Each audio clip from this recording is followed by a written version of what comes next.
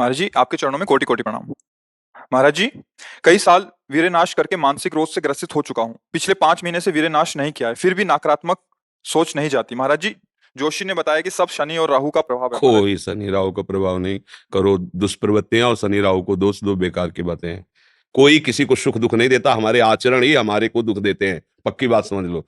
बोले वो अमुक ने उसको पीटा, राज कर्मचारी आपकी सुरक्षा के लिए हैं, लेकिन जब आप असत आचरण करेंगे तो पीट के जेल में डाल देंगे। ये राज कर्मचारी हैं। शुक्र शनि राहु केत ये सब राज कर्मचारी हैं। असद आचरण वालों को जलाते हैं, दंड देते हैं, और सद आचरण वालों को, चाहे जिस नक्षत्र पे बैठे हो, चाहे ग्रह पर किसी भी बैठे हो, ये सदैव अनुकूल रहते हैं। ये भगवत पार्षद कोई ऐसे वैसे नहीं है। करो अस्त मिथुन और शनि साढ़े चढ़ा हुआ है, इसलिए ऐसा होता है। बेवकूफी वाली बातें बच्चा है। अभी अवस्था है तुम्हारी वीरपात करने की। गेहूं की फसल तैयार हो रही है, गलेत पे हो। गलेत माने होता है दाना अभी पड़ रहा है, और आप उसको काट लो तो ना भूसा होगा ना दाना होगा, व्यर्थ जीवन चला जाएगा। कम से कम 20-22 वर्ष तक ब्रह्मचर्य का पालन करो, फिर गृहस्थी में जाओ। संतान तेजस्वी होगी, देशभक्त होगी, माता पिता की भक्ति कर। ये क्या है? उद्दंडता बच्चा, ये कहीं भी सुख प्रदान करने वाली नहीं। ज्योतिषाचार्य, दुनिया के आचार्य सब उसी परम पिता परमात्मा के ज्ञान को ही बता रहे हैं। जो सही माने में ज्योतिषाचार्य हैं, वो सबसे बड़ी ज्योतिष ये है कि भाग्य विधाता हमारे कर्म हैं। अवश्य में भोक्तव्यम कृतम कर्म शुभाशुभम। ठीक अपने कर्म कर लो, कोई तुम्हें बिगाड़ दे तो हमें बताना। हमारे कर्म पूर्व के या वर्तमान के, वही हमारी दुर्गति करते, दूसरा कोई सृष्टि में नहीं। को न काहू के सुख दुख कर दाता, निज कृत कर्म भोग सुन भ्राता। बिल्कुल सिद्धांत समझ। अभ्यास गलत किया है, कोई भी देवता तुम्हें नहीं बचा सकता। गलत अभ्यास किया है, अपना नाश स्वयं कर रहे हो, किसी देवता या किसी का दोष नहीं। काले कर्म ईश्वर मिथ्या दोष लगाए। ये आचरण गंदे बंद करो बच्चा। नाम जप करो, सात्विक आहार करो, आधा घंटा दंड बैठक मारो, व्यायाम करो, दौड़ो, अभी सब ठीक हो जाएगा। अरे पीछे गलती, यद्यपि ये गलती ऐसी पूरे जीवन भर भोगना पड़ता है, क्योंकि बाल्यावस्था का वीरपात बिल्कुल जीवन को नष्ट कर देता है। इसीलिए बालकों को गुरुकुल में रखा जाता था, चाहे वो राजकुमार हो चाहे किसी का बालक हो। वहां वो एक साधुता से जितेंद्रीय होकर के फिर गृहस्थ धर्म में जाता था। 10-20-50 वर्ष गृहस्थी में रहा, कुछ उसका बाल बाका नहीं हुआ, फिर वो विरक्त होकर के आंतरिक, फिर वो जितेंद्रीय होकर के परमात्मा को प्राप्त कर लिया। आज हमारी बाल्यावस्था से मोबाइल का संग है, गंदे बच्चों का संग है, अब ये गंदी आदतें हो गई, सर्वनाश हो गया। अब सोचो, ये अवस्था तुम्हारी चिंता सुख से ग्रसित होने की है, आनंद में उमगने की है। अभी नौ किशोर अवस्था है, ये तो मस्ती वाली, क्योंकि मस्ती हटा दी, अब रह क्या गया जीवन में। ये जो लोग समझते हैं ना कि जैसे खून निकलवा लो तो खून बन जाता है, बहुत गलत बात है। वो दान देना, वो महीने में वो बात एक अलग है, लेकिन सप्तम धातु वीर, एक मन शुद्ध सात्विक पौष्टिक अन्न के बाद एक बार के लिए तैयार होता है। और यहाँ बच्चे खिलवाड़ में 2-2 3-3 बार रोज, अब क्या होगा? उनका हड्डियों तक की सामर्थ्य नष्ट हो जाएगी, कुछ दिनों बाद देखना बंद हो जाएगा, ऐसे चौंधियाने लगोगे, खड़े होने में चक्कर आएगा, कमर दर्द करेगा, पैरों में टूटन बनी रहेगी, दिमाग में टेंशन बनी रहेगी, पढ़ोगे तो कुछ याद नहीं रहेगा, स्मृति नष्ट होने लगेगी, एक नास्तिकता छा जाएगी, फिर ये जीवन भार लगेगा, फिर नशा में उतर जाओगे, फिर तो बस गए, फिर गए। तो अब कौन मानता है संत महात्माओं की बातों को? समझाते हैं तो साधु महात्मा है तो अब अलग बात करते हैं। नहीं, हर बहन भाई को 20 वर्ष तक नियम पूर्वक ब्रह्मचर्य रहना चाहिए। ये जो व्यवहार चला है, अब क्या है कि कुछ भी बोलो तो जबान पे लोग अंकुश की, वो तो ऐसा बोल रहे। ये जो मोबाइल की सुविधा और उसमें सब गंदी बातें देखना, अब आप पढ़े लिखे हो, सर्च करो, सब आ जाएगा। ये जीवन का नाश कर देने वाली बातें हैं बच्चों के। माता पिता को इन पे सावधान रह करके अंकुश करना चाहिए, क्योंकि वो इस समय उन्मत्त हैं बच्चे, उनको वास्तविक सत असत का ज्ञान नहीं है, तो वो अपना ही अहित करने के लिए अपना सुख समझते हैं। अपना अहित कर रहे हो, अपना सुख समझ रहे हैं। ये तो को भगवान की आपके ऊपर कृपा है जो आप हिम्मत करके अपनी बात यहाँ कह रहे हो। पर फिर भी अबलो नशानी अबना नशे हो, सावधानी से चलो। पर हम जो कह रहे हो मानो, आधा घंटे व्यायाम निश्चित करो, सबको करना चाहिए, चाहे स्त्री शरीर हो चाहे पुरुष शरीर हो। एक बार शरीर को बहुत एक्टिव करना चाहिए। ये शरीर हम नहीं है।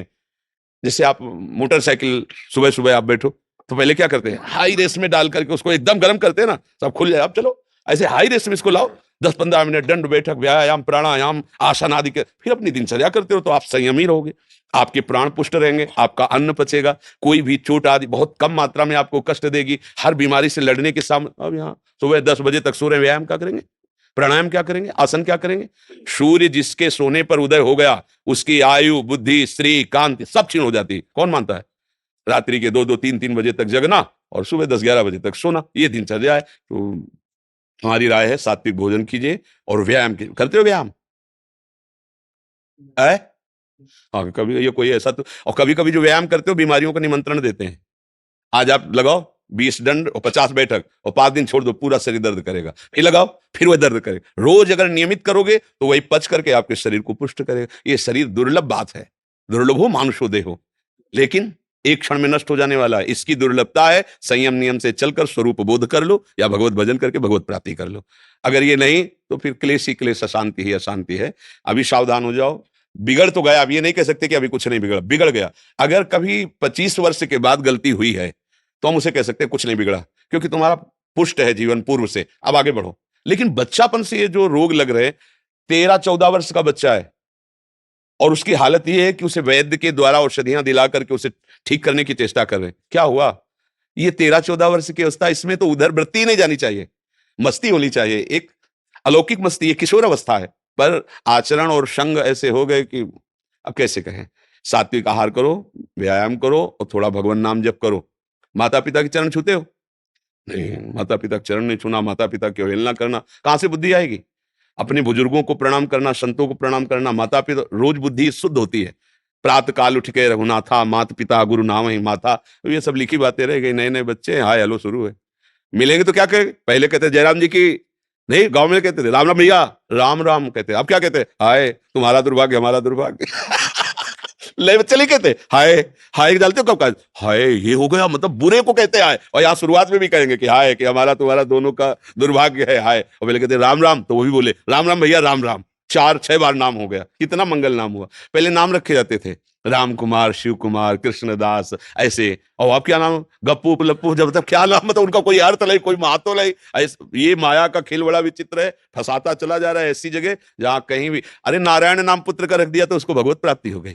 अंतिम समय याद आ गया पुत्र की और बुलाया नारायण, तो भगवान के पार्षद आ गए, कथा है, बचा लिया। अगर हम परिवार में भगवान नाम रखें, थोड़ा नाम कीर्तन करें, भगवत चर्चा करें और बच्चों को बैठाल के संकोच न करें। माता पिता को चाहे, एक हम जानकारी के भाग, वो अब संन्यास ले चुका है बच्चा, उसकी माँ ऐसे समझाती जैसे मित्र से कि देखो बेटा तुम जवान हो रहे हो, तुम्हारा मन ऐसे भोगों की तरफ जाएगा, ऐसी ऐसी क्रियाएं भोगों की होती हैं, क्या तुम शुरू कर दिए? तो कहा नहीं मम्मी। फिर क्या तुम्हारे मन में ऐसा आता है? आता तो है, बिना हमारे, हम तुम्हारे मित्र भी हैं, तुम्हारी माँ भी है, बिना हमारी अनुमति कि तुम ऐसा आज वही सन्यासी है। वो जब हमसे बात करे तो हमका प्रणाम है तुम्हारी माँ को। बोले मुझे अगर संभाला तो मेरी माँ ने संभाला। मतलब बचपन से बैठाल कर हमको सारी बातें बताती रही कि ऐसी ऐसी गलतियां होती हैं, ऐसी ऐसी बात होती, तुम्हारे अंदर तो नहीं, तुमका इच्छा है पर अभी नहीं है। आज उसने उसको सन्यासी बनाकर खड़ा कर दिया, भगवत मार्ग का पथिक बना दिया। मंदालसा ने अपने चारों पुत्रों को ब्रह्मबोध करा दिया। माता पिता का प्रथम रोल होता है। अब वो शर्म लिहाज इसमें क्या करना, बच्चा हमारा गड्ढे में गिरने जा रहा है, हम शर्म लिया, बैठा लो उसको पास में। देखो मोबाइल में गंदी चीजें तो नहीं देखते, गंदे बच्चों को संग तो नहीं करते, अगर आप ऐसा करते हैं तो नहीं करना चाहिए। उनका मैसेज देखें, उनका मोबाइल देखें, उनकी चेकिंग करें, उनकी मानसिकता को समझे। गलत हो गए हो तो उनको प्यार दुलार से, बड़ी कोई बात नहीं, गलती सबसे होती है, सुधार करो। मतलब उसको इतना पुष्ट करो कि वो बोझा ना लादने पावे और आगे निकल जाए। भाई इतनी फुर्सत का है माता पिता को, अपने ही मनोरंजन से फुर्सत ले, वो अपने ही मन को संभालने में परेशान है। इसलिए अच्छा है बच्चा, सावधानी से चलो, आप कभी मत करना। क्योंकि इस क्रिया में क्या होता है कि नस नाड़ियां इतनी कमजोर हो जाती है कि फिर आगे चलकर आप करोगे भी नहीं, पर वो शक्तिपात हो जाएगा, मतलब नष्ट हो जाएगी वीर शक्ति। वो आपको ऐसा लगेगा कि हमने तो कुछ किया ही नहीं, और वो ऐसे हो जाएगा। मतलब नस नाड़ियां, ये हम अनुभव की बात कहते हैं जो हमसे मिले हैं साधक, कि स्नान कर रहे हैं, कोई हमारी क्रिया नहीं, पर ऐसे हम सोने जा रहे हैं पर कुछ क्रिया नहीं है, ऐसे छू गया तो ऐसे बिल्कुल शक्तिहीन हो जाता है। तो ये अपना नाश करना है। कुछ दिनों बाद नींद आना बंद हो जाएगी, कुछ दिनों बाद दिमाग में निगेटिव केवल रह जाएगा, नकारात्मक सोच रह जाएगी। ये जो दुर्दशाएं हैं ना, तभी हम कहते, पहले तो हम देखते थे कि 10-20-50 लोग गांव में तो ऐसे होते थे लंगोट बंद लड़ने लायक, क्योंकि गाय भैंस का दूध पिया, दंड बैठक मारी, ये बातें, मोबाइल था ही नहीं। 30-35 वर्ष से मोबाइल चला होगा है, इससे पहले नहीं था। पहले वो ऑफिसरों के पास वो बड़ा बड़ा होता था, नहीं तो हमने ये मोबाइल नहीं देखा 30-35 वर्ष। तो वो ये सब था नहीं, गांव में कभी किसी एक के यहाँ टीवी हो तो हो, नहीं तो बिजली ही नहीं थी तो टीवी है, वो बैटरी से भले वो रामचरित्र जब वो चला था ना, तब गांव में छोटी छोटी टीवी लाए। बड़ा शुद्ध जीवन। हमें लगता है शरीर समस्त सदगतियों का हेतु बनता है। अगर शरीर स्वस्थ है, बुद्धि पवित्र है, तो हम यहाँ अच्छे विद्यार्थी बन सकते हैं, हम अच्छे पुत्र बन सकते हैं, हम अच्छे मित्र बन सकते हैं, हम अच्छे देशवासी बन सकते हैं, हम अच्छे भक्त बन सकते हैं। और जब शरीर ही स्वस्थ नहीं, मानसिकता स्वस्थ नहीं, तो कुछ नहीं, बस जीवन काट रहे हैं व्यर्थत्व में।